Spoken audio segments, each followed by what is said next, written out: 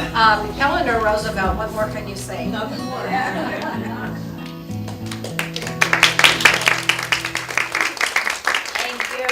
Thank you. Oh, one moment.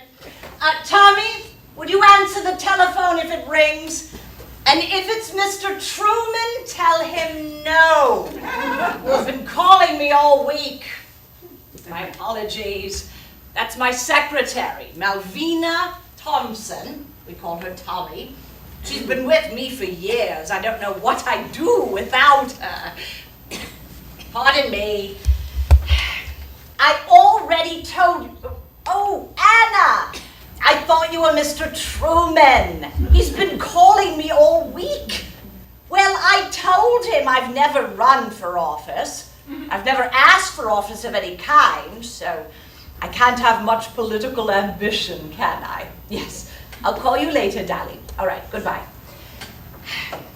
Mr. Truman has somehow decided that I should be appointed to the new United Nations. I told him no, but he refuses to believe me.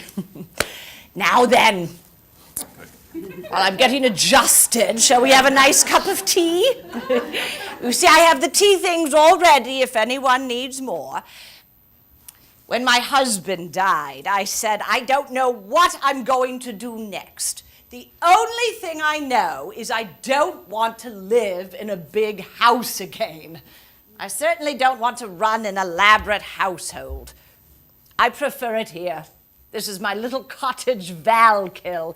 Franklin's mother, she lives in the big house several miles from here, but I prefer this little house.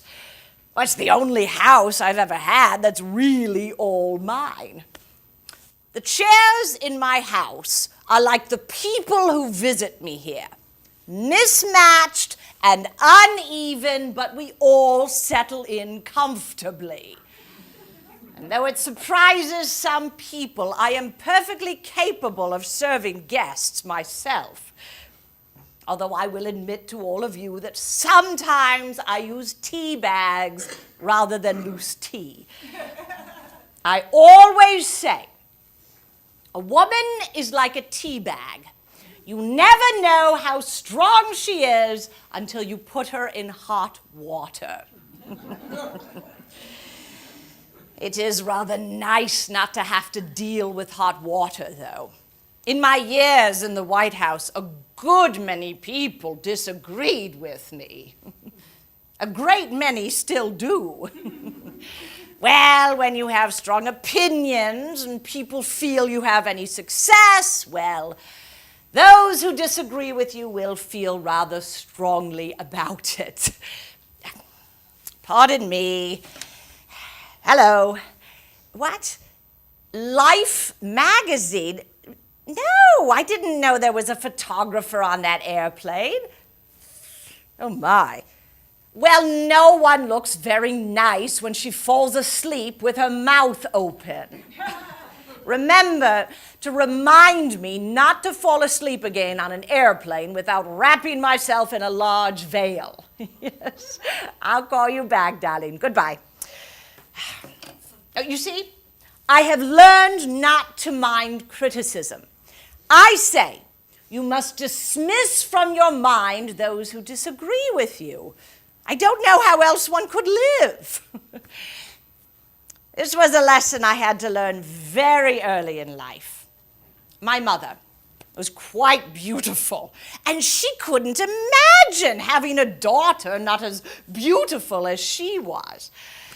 I remember her saying to a visitor once, "Oh, Eleanor, she's such a funny child, so old-fashioned. We always call her Granny." My mother died in 1892. I was 8 years old. Death meant nothing to me. One fact wiped out everything else. My father would be coming home. And when he did, he swept me up into his arms and told me we were going off with my brothers and we would all be a family. And that meant everything to me. However, we did not go live with my father. We went to live with my grandmother Hall. She was very strict. She took her responsibilities to us seriously. She was rigid. So, of course, I lived for my father's visits. One day, he took me for a walk in New York. We happened to pass by his club, and so he said to me, "I'm just going to pop in for a minute, won't be long." And he left me waiting there on the steps. And I waited, and I waited for hours on those steps. Finally, the doorman said to me, "Young lady, who are you waiting for?" And I said to him, "I'm waiting for my father, Mr. Roosevelt." And he said to me, "Well, young lady, we'd best get you a taxi, send you home. Your father left some time ago." He had been drinking all that time. And not long after that, my father had a carriage accident after drinking, and he died as well. So it was not, you see, a very happy childhood, other than my years in boarding school at Madame Sylvester's. That I loved. The rest, not so much. I hated coming out. I never knew how to gossip. I like to talk about ideas, I like to talk about things, but small talk didn't interest me. One of my aunts finally told me that if I was ever really stuck for conversation, I should take the alphabet and start right through it. A, apples. "Do you like apples, Mrs. Smith?" B, bears. "Are you afraid of bears, Mrs. Jones?" And so on, all the way down the line. Fortunately, some time has passed since anything so desperate has had to be done for conversational purposes. I think I must have a good deal of my Uncle Teddy Roosevelt in me, because I could not, even at an early age, be content to sit by the fireside. I have always wanted to be useful. This is why, when I was still a young woman, I joined the Consumers League. They asked me to investigate the situation of people who made artificial feathers and flowers. I was appalled. These were the days when many people still worked at home. I had no right to invade people's private homes, to start poking around and asking questions. However, I have always said to myself, you must do the thing you think you cannot do. So I visited my first tenement. Children of 4 or 5 were sitting at tables with their parents, working to the point of collapse and earning so little. I was inspired. So I began teaching at that settlement. One day, one of the girls in my class became ill. Franklin had stopped in to pick me up, so he went with me to bring her to the tenement where she lived. He held his breath the entire time we were in the building, and when we got out, he looked at me and he said, "My God, I didn't know people lived that way." Poor Franklin. He was rather sheltered growing up. Franklin was my 5th cousin, once removed. We had known each other as children, and we met again when I was 14. He was handsome and cheerful and so good-natured. I was shy and awkward and thrilled when he invited me to dance. Now, I had felt the urge to be a part of the stream of life, so when Franklin asked me to marry him in 1903, it seemed perfectly natural. Never occurred to either of us that we were both young and inexperienced.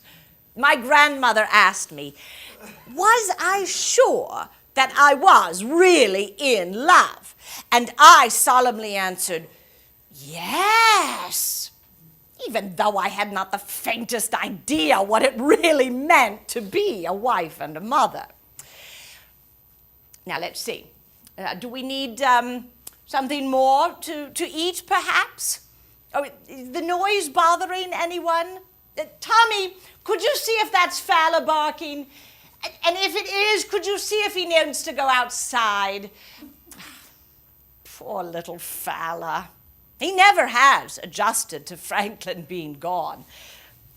Someone in the public made this little stuffed version of Fowler for me. The public always loved Fowler. Of course, Franklin loved that. Several months ago, General Eisenhower came to lay a wreath at Franklin's grave. He drove up, accompanied by the wailing sirens of a police escort. When Fowler heard that, he jumped to his feet. I know he expected to see his master coming up the drive. After Franklin and I married, we toured Europe and then we settled into family life. I had 6 children in 10 years. It was quite a challenge.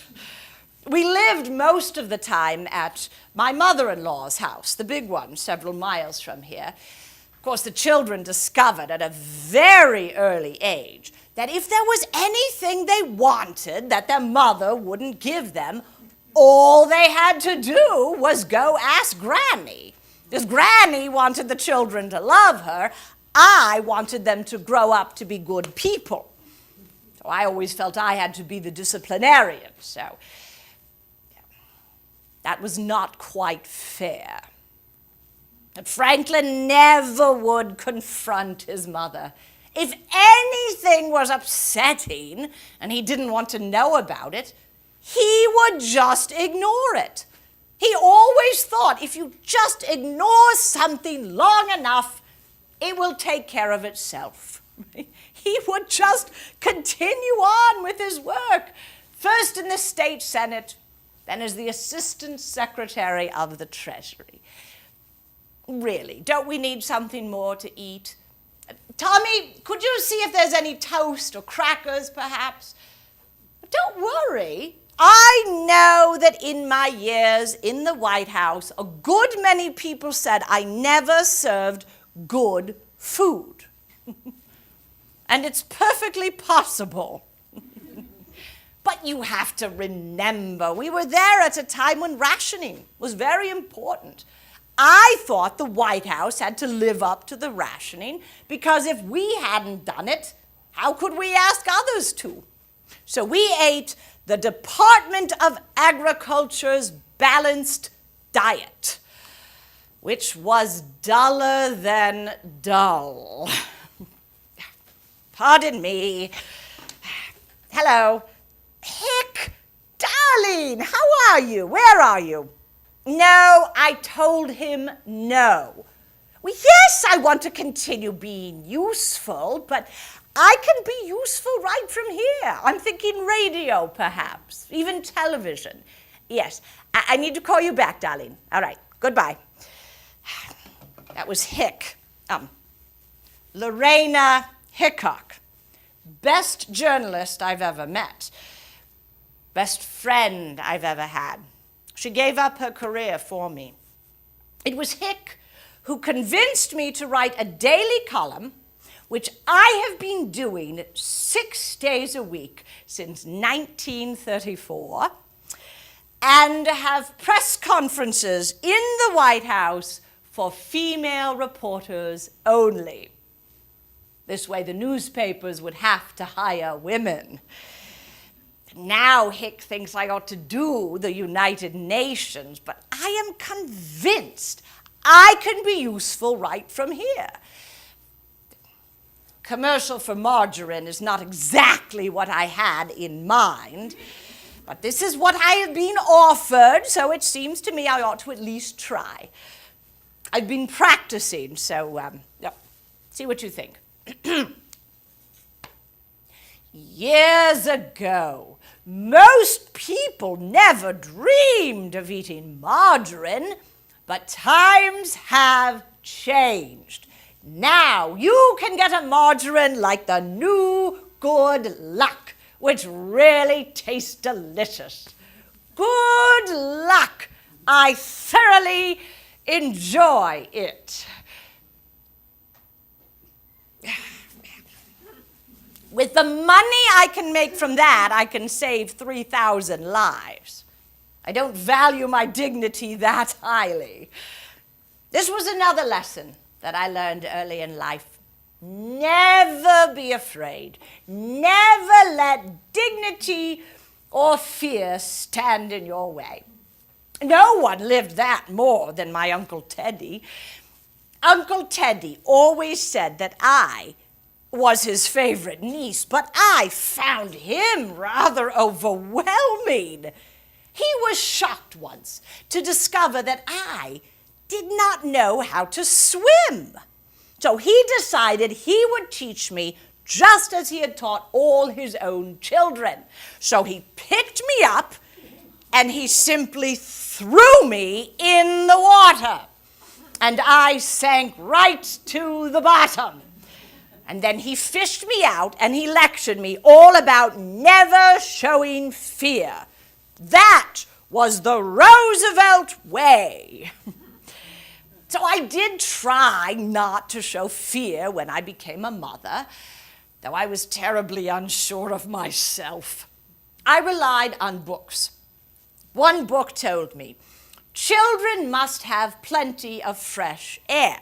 So I got a box with wire on several sides, and I hung it from a bedroom window, and I put my daughter Anna in there every day for several hours, even when she screamed.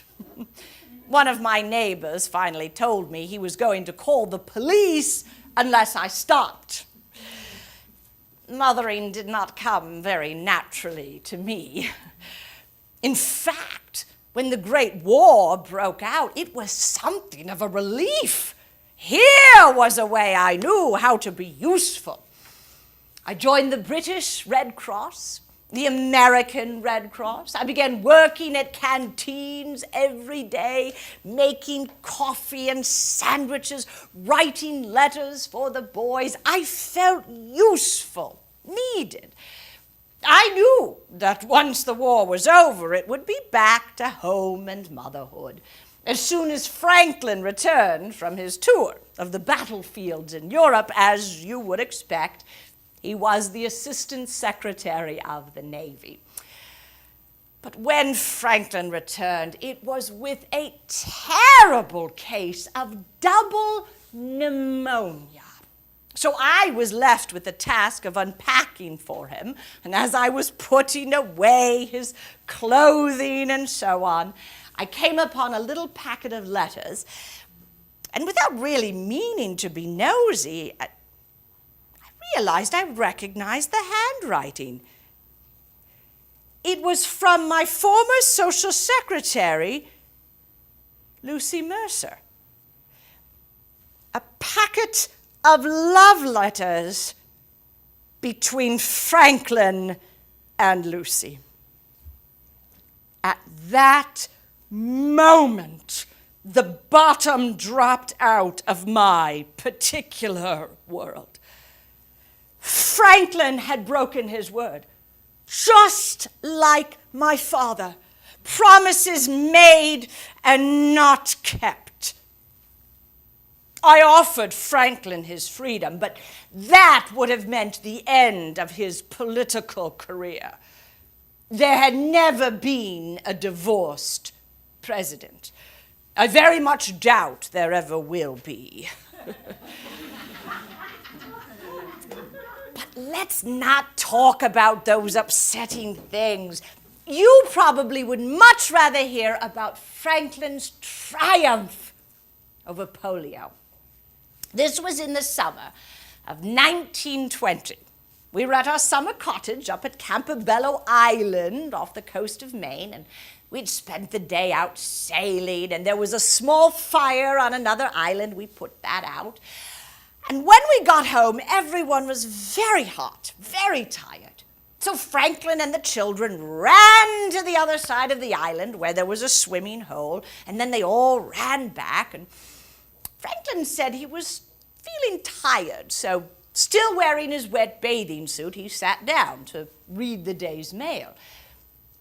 And as it was getting close to supper time, he stood up and he said he didn't feel like eating at all. He wasn't feeling well. He was going upstairs to lie down. That was the last time he ever walked upstairs himself, because by the next morning he could hardly stand. And by the morning after that, he could not stand at all. Of course, we sent for the doctor. He thought it was a cold with some sort of muscular thing.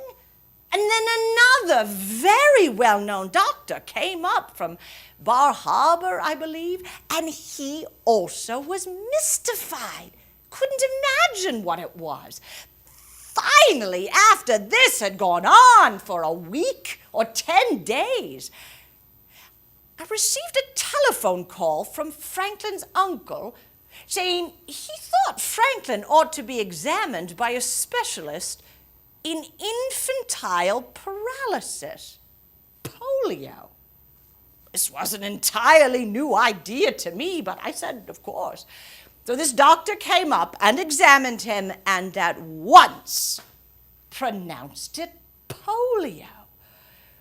I do think that in a way Franklin was relieved to finally know what this mysterious ailment was, but he never said a word. He just immediately began working, trying to get his muscles back.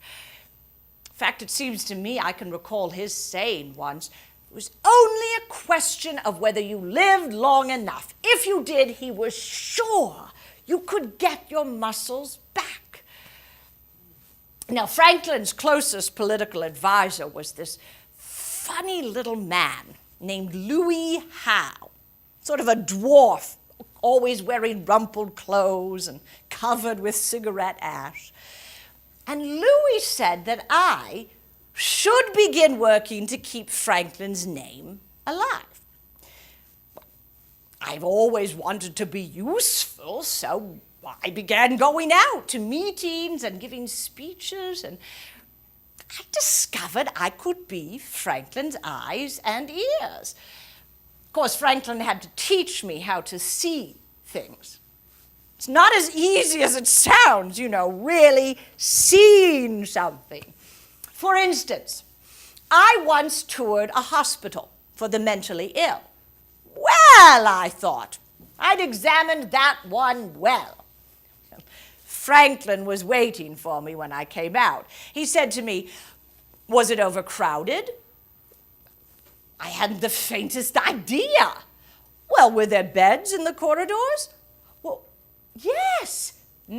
What about the closets? Did they have beds stacked in there? It hadn't even occurred to me to look. What was the food like? Oh, that I knew all about. Oh, yes. I looked at the menus and they were all very good. But what was actually in the pots on the stoves? After that, I understood. After that, I did not just look at menus. I would look in every pot on every stove. I would feel the mattresses and look at the shoes provided. Whether all of this was any help to my husband or not, I have no idea. But it helped me. getting at the facts, learning to see what our institutions are really like, how they really operate. However, I did not dream of the White House. I knew what would traditionally lie before me, the teas and receptions. I cannot say I was exactly pleased at the prospect. When Franklin was elected in 1932, the turmoil in my heart was rather great. I think I was a rebellious First Lady at first. For instance, I was told First Ladies do not operate the elevators themselves. I told the head usher, I don't have time to wait for someone to come from the front door every time I want to go up and down stairs. This created a great deal of consternation at first, but finally I was allowed to run the elevator, which was quite an emancipation. Certain White House duties which seemed futile to me, I came to see had value. For instance, the teas. It seemed to me futile to receive 500 or 1,000 people in one afternoon, to shake hands with each one and pass them on to the state dining room for 1 cup of tea and 1 butter cookie. But I've come to see that to many Americans, the White House symbolizes government. And though standing and shaking hands is not very inspiring work, I think it well worthwhile. And I did it every winter, 2 or 3 times a week. But I did prefer to feel useful. If I could travel and talk to people, perhaps I could be useful to my husband. In 1934, very busy year for me, I traveled 43,000 miles, and I gave 100 speeches. The Women's National Press Club told me I ought to go on strike for better working conditions. They even came up with posters that I could use. Union hours for First Ladies, and no more than 300 handshakes a day. And all this traveling is not a good way to make friends with everyone. Someone came up with a cartoon once. It shows 2 coal miners, many, many feet underground, working in the dark, shoveling coal, and one of them looks up and says to the other, "Well, for gosh sakes, here comes Mrs. Roosevelt." You see why any woman in public life must have skin thick as rhinoceros hide. Let me tell you about something that happened in Washington in the late 1930s. The Daughters of the American Revolution had been asked to rent out their Constitution Hall for a performance by the great singer Marian Anderson. And the DAR refused because of the color of her skin. I resigned my membership in the DAR. By this point, I had the courage to stand alone against what I knew